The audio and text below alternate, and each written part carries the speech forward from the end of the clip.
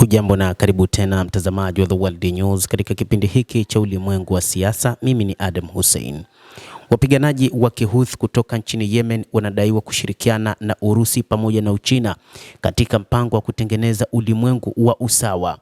Wapiganaji hao wa Kihouthi wameelezwa kwamba wanashirikiana na mataifa hayo kuharibu wazo la ulimwengu wa unipolar, kwa maana ulimwengu uliokuwa chini ya watu wa Magharibi. Kulingana na mwakilishi wa Wahouthi, mabadiliko ya kuelekea wingi wa mizani ya mamlaka ya kimataifa yaliyotokea baada ya kuanza kwa operesheni maalum za kijeshi za Urusi huko nchini Ukraine na operesheni zingine zilizofanywa na Wahouthi wenyewe huko katika maeneo ya Israel na kuharakisha wakati wa kuongezeka kwa mzozo wa Palestina na Israel. Wapiganaji hao wa Kihouthi wa nchini Yemen ambao wanadaiwa kumiliki karibia robo tatu ya eneo la Yemen wanashirikiana na Urusi na China ili kudhoofisha mataifa ya Magharibi na kuharibu dhana ya ulimwengu wa upande mmoja. Mwanachama wa kundi hilo la Kihouthi Al-Qahoum, mmoja kati ya wanachama wa kundi hilo la Wahouthi, anaeleza kuna ushirikiano wa mara kwa mara wa maendeleo ya uhusiano kati ya Yemen, Urusi na China na baadhi ya mataifa ya BRICS, pamoja na kubadilishana ujuzi na uzoefu katika maeneo mbalimbali.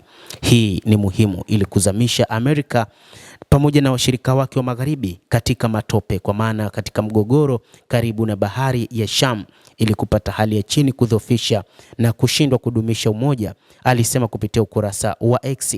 Kulingana na mwakilishi huyo wa Wahouthi alifahamika kwa jina la Ali Al-Qahoum, alisema kwamba mabadiliko ya kuelekea kuzidisha kwa usawa na nguvu za ulimwengu yalitokea baada ya kuanza kwa operesheni maalum ya kijeshi ya Urusi huko nchini Ukraine, na yameharakisha wakati wa kuongezeka kwa mzozo wa Palestina na Israel ambao unatishia kuporomoka kwa mradi wa ukoloni na ushujaa wa Magharibi katika eneo la ulimwengu. Wahouthi wanaamini kwamba ikiwa kutakuwa na mwendelezo wa ushirika kati yao na nchi za BRICS na mataifa makubwa ya China na Urusi, hakika mabadiliko yatatokea katika siku za usoni.